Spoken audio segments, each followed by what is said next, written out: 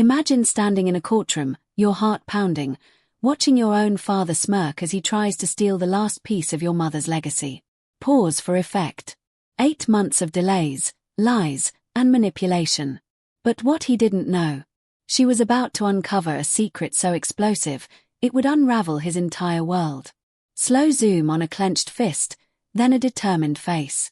This is the story of Brittany Wright, a daughter who fought back, outsmarted her powerful father, and delivered justice that left him trembling. Stick around, because this revenge, it's pure karma. Dramatic music swells. Conversational but urgent. If you've ever been betrayed by someone you trusted, maybe even family, and dreamed of the moment they'd face the consequences, this story's for you. Hit that like button, subscribe, and drop your own story in the comments below. Trust me, this one's going to hit hard. Upbeat transition music.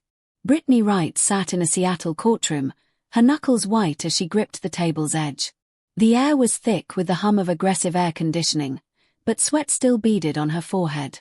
Pause. Her father, Leonard Wright, a corporate tax attorney with a reputation sharper than his tailored suits, leaned toward his lawyer, Mark Delaney. They shared a smirk, like they'd already won. Sound of a smug chuckle. Brittany's stomach churned. This was the 5th delay in 8 months since her mother, Elena Foster, passed away. Soft piano notes. Elena's life had been reduced to assets, $85,000 in savings, a modest Tacoma townhouse, and an antique oak chest, a family heirloom passed down through 4 generations. Visual of a weathered oak chest, carved with roses. Voiceover, slower.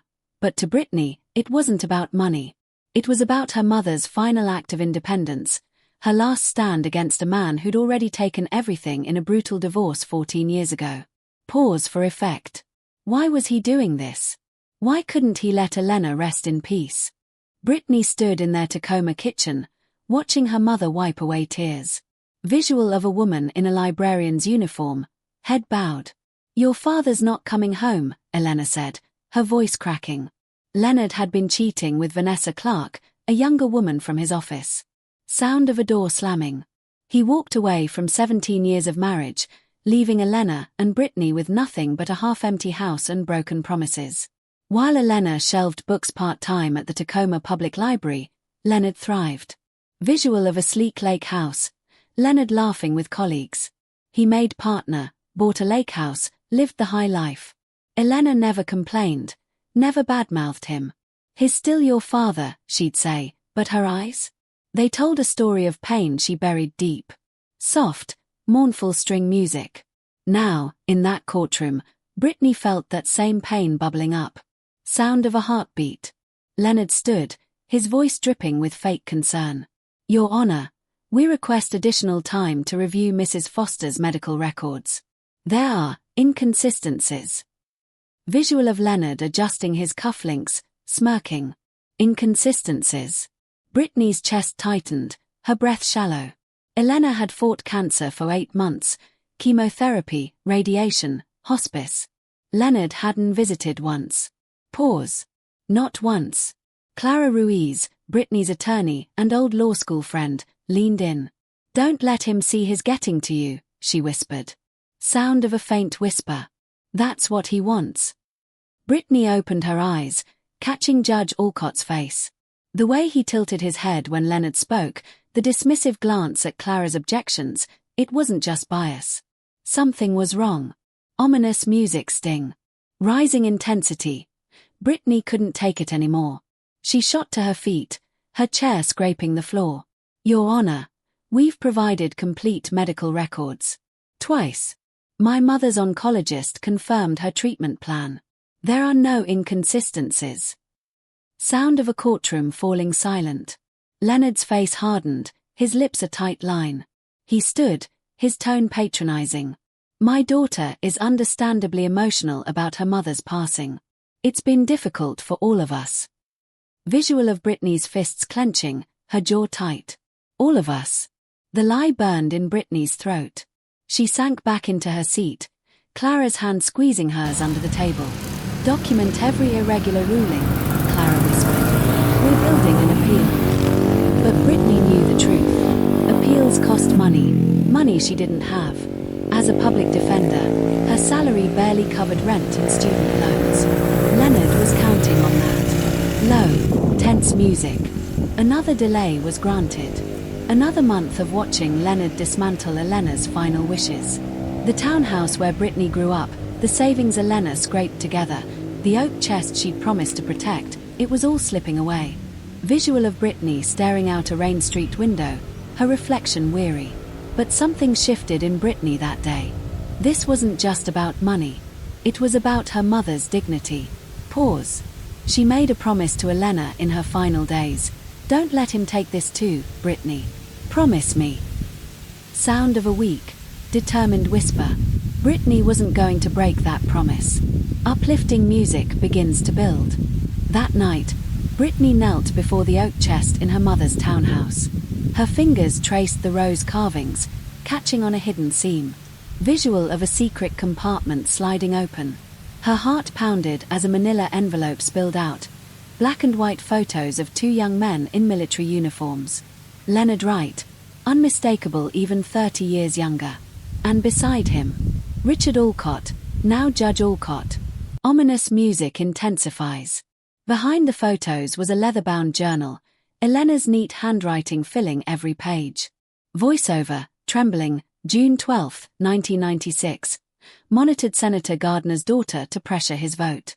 This crosses every line. Pause. August 4th. Jamie Winters threatened to go public. His car went off the road last night. I know what I saw. Brittany's hands shook. Her mother had documented everything. Names, dates, operations. Proof that Leonard's promotions came from unethical surveillance. Proof that could destroy him. Visual of Brittany clutching the journal, tears in her eyes. Voiceover, you made sure I'd have what I need, Brittany whispered to her mother's photo. For the first time since Elena's death, she felt her mother's strength guiding her. Brittany called Clara immediately. I found evidence, she said, her voice steady with resolve. Photos, journals, dates, everything Renee described. Clara's office became their war room. Visual of legal documents spread across a table. They uncovered Leonard's recent motion targeting the oak chest, claiming sentimental value. But Brittany knew better. Pause. It wasn't sentiment, it was fear. Renee joined them, confirming the journal's details. Your mother was meticulous, she said, pointing to an entry about security clearance adjustments. Caleb Monroe, a retired major from Blue Harbor, texted his support, I'll testify if needed. Sound of a phone notification. Even Joyce, a court clerk, offered an affidavit about Alcott's irregular rulings. Voiceover, Brittany's team was growing, and so was her courage. Uplifting music builds. Internal monologue, Mom built this safety net, Brittany thought, her throat tight. She knew they'd come for her legacy. She made sure I'd be ready. The next morning, Brittany marched into Leonard's high-rise office, ignoring his secretary's protests. Visual of a sleek office, Seattle skyline gleaming through windows. Leonard looked up, annoyed. Brittany, I'm preparing for a meeting. This won't take long, she said, placing a single photo on his desk, Leonard and Alcott, young and smug beside surveillance equipment. Sound of a sharp intake of breath. His face paled, his hand trembling. Where did you get this? He stammered. Brittany leaned forward, her voice cold. Mom kept records. Photos, journals, Operation Blue Harbor. You're not fighting for $85,000, Dad. You're trying to hide this. Visual of Leonard's eyes widening, sweat on his brow. She delivered her ultimatum, drop the case by Friday, or I request Alcott's recusal. Public record. Leonard, low and menacing, you're playing with fire, Brittany. Voiceover, but as she walked out, the elevator doors closing behind her, Brittany felt a rush of power. For the first time, she had the upper hand. Triumphant music sting. But Leonard didn't back down. Instead, his team filed an emergency motion, claiming the chest held classified information threatening national security. Visual of Brittany reading legal documents, her jaw tight. Clara saw through it instantly. It's a scare tactic, she said. They're desperate. Then came the intimidation. An unmarked car followed Britney home. Sound of tires on wet asphalt. Her car was broken into, files rifled through but nothing stolen. An anonymous call warned her to drop the case before it goes too far. Sound of a distorted voice. Britney's savings were dwindling, her job at the public defender's office at risk. Her supervisor, Liam, had already warned her, "Your cases need your full attention." Visual of Britney rubbing her temples, exhausted. Internal monologue, "Is this worth it?" Britney wondered, rain streaking her apartment window. "My job, my savings, maybe my safety." But her mother's voice cut through, "Integrity matters most when it costs something." Soft, determined music. Then Joyce, the court clerk, called with a bombshell. "Alcott met your father privately last week," she whispered. "No attorneys, no record. And Leonard's firm handles Alcott's taxes." Visual of Britney's eyes narrowing, grabbing a notepad. It was a clear conflict of interest, proof of corruption. Clara mapped out their strategy: continue the probate case but file a judicial ethics complaint. Voiceover, "This isn't just about Mom anymore," Britney said, her voice hardening. "It's about everyone they've hurt." The fight was bigger now, and Britney was all in. Epic music swells. Britney's team worked tirelessly. Clara drafted a recusal motion, focusing on Alcott's ethics violations without touching classified details. Renee provided a context brief on Blue Harbor, carefully redacted. Caleb's affidavit corroborated Elena's journal. Visual of documents stacking, Britney pacing. They requested an accelerated court date to keep the pressure on. But Leonard struck back. His team offered a settlement, the full inheritance, $85,000, the townhouse, everything, if Britney surrendered the chest.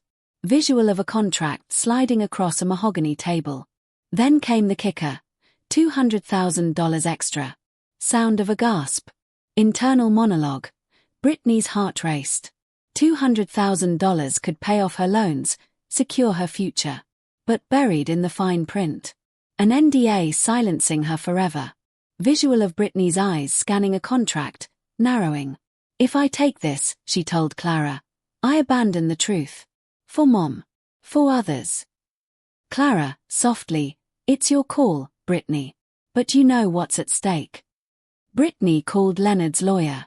"I'm not interested in being bought off," she said, her voice like steel. Sound of a phone slamming down. The real battle was about to begin. Cliffhanger music sting.